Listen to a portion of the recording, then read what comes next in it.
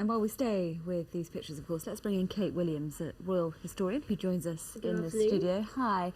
Thanks very much for coming in.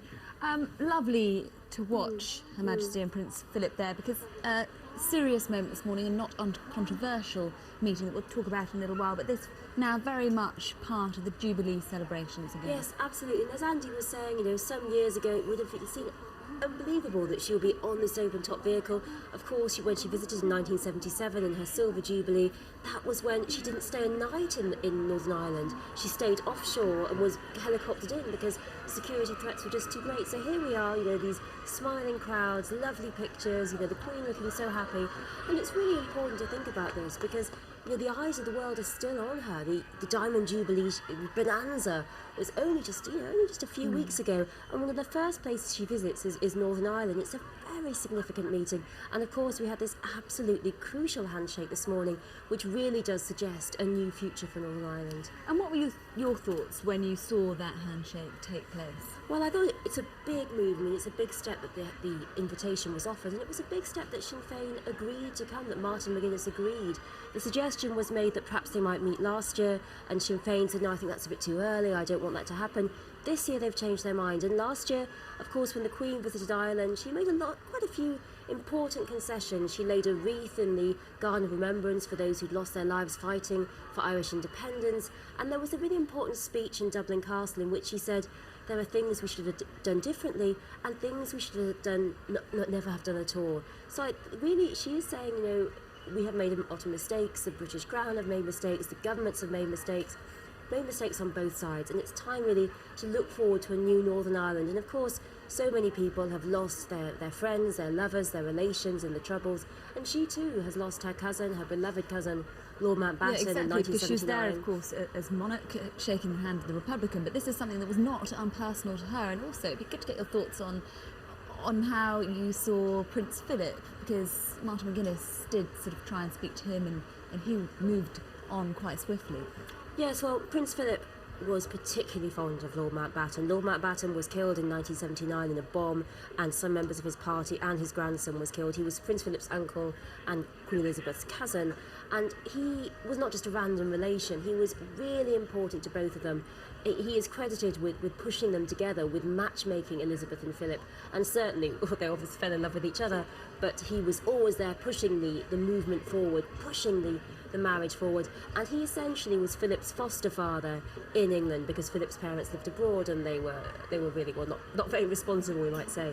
And so Philip was incredibly fond of Lord Mountbatten, so the death of Lord Mountbatten was a huge blow. And you just have to watch the funeral pictures of the Queen and Prince Philip in 1979 at Lord Mountbatten's funeral, and it was a devastating blow to them. It was a huge blow, and really, I think that shows that the Queen says, okay, I'm going to put that behind me. All these people have lost friends and lovers and relations. Of course, Martin McGuinness, he's lost friends as well. We're all going to try and move forward to a new, united Northern Ireland. And I think what we're seeing here is really, Martin McGuinness has said, I want to show respect for the DUP, who are also in the coalition, with whom he's been in coalition now since 2007 and very successful. And I think moving towards a new, peaceful Ireland, and this, the Queen, she's always talking about peace and harmony and friendship. She talks about it in 1977 when she visited, a bit too early. And she's always talking about it in her Queen's messages.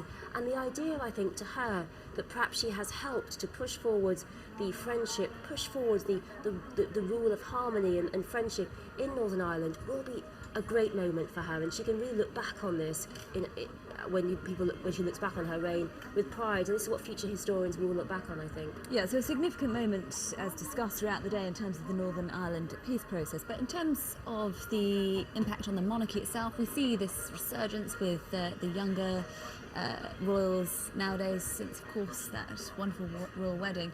How significant do you think this moment today is in terms of the British monarchy as an institution? Well, people say the monarchy's outdated, the monarchy's pointless, and this shows how important the monarchy can be. An important role played by the Queen, an important symbolic role, because of course she's titular head of the armed forces, she's the symbolic crown. Sinn Féin, founded in 1905 by Arthur Griffith, the idea initially was a dual monarchy, but also essentially, even though it's changed throughout the years, over the years, it was essentially founded to resist the overall rule of the British Crown. And the Queen is a symbol of so many things. And the fact that she has acted as a healer here, as a healer, extended the hand of friendship, I think is very significant and shows what she can do, even though she is a constitutional monarch. She's not a political monarch, she's a constitutional monarch, but shows what she can do. And this is a really important moment, I think, and a great moment of friendship, and hopefully the beginning of more movement together in Northern Ireland. And of course, just another part this afternoon, the Stormont event of the celebrations of her Diamond Jubilee. Yes, absolutely. I mean, she's travelling the country for the Diamond Jubilee. Of course, she was always going to go to Northern Ireland, and she's clearly, this is a great contrast to 1977 when, we watched the footage there and there were people waving, but they were select and there weren't that many flags. There are huge crowds here out to see her.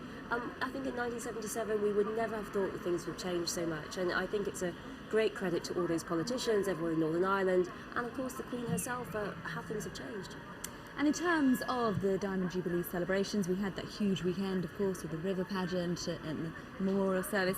Have we seen the most of it now, or is this something that's going to carry on? I think we've seen a big royal bonanza, of course. June has been a busy month for us royal watchers, but we are going to see a resurgence, of course. The Olympics is absolutely crucial. We're going to see a lot of the Queen in the Olympics. She plays a key role here, and I think that over and over again, the Queen has proved herself to be incredibly popular. We are at a massive upsurge of popularity for the monarchy. Compared to 2002, people, there was popularity, but it wasn't anything like this. The level of popularity the Queen has, the level of love, we're going to see a lot of it this year. And we mustn't forget, of course, that this is a royal couple of a certain age now, and quite remarkable, really, when you look at the level of their commitment. Yes, exactly. I mean, this is the thing. She is 86. The Prince is 91, and they are going at the rate of two 30-year-olds. They're working harder than the younger royals, much harder than the younger royals, we might say. And I think this really shows they have incredible energy, incredible strength, but I think we will see them calming down their engagements over the years to come. We will see a cutting back, and we have seen, of course, this year, cutting back of foreign travel. The Queen has been an eager traveller all over the Commonwealth in the past. We're going to see a bit less of that in the future. And just worth reflecting, isn't it, that the troubles in Northern Ireland arrived in her reign and have ended in her reign. And last year's trip to Dublin, this trip to Northern Ireland, the handshake with Martin McGuinness, and it's kind of like it's gone full circle. You're exactly right. Things have gone full circle in the second Elizabethan age, as this will seem to historians.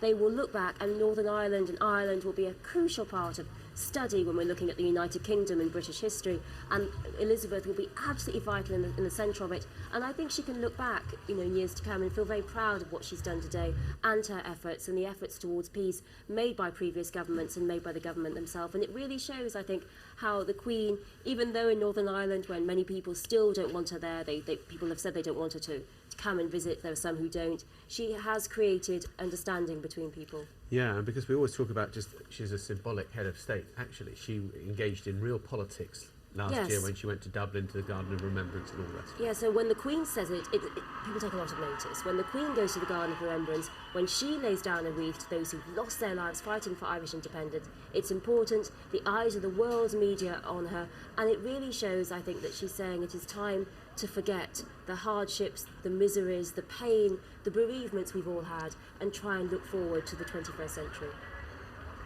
Well, remarkable pictures there of the Queen in Northern Ireland, and also very interesting as well.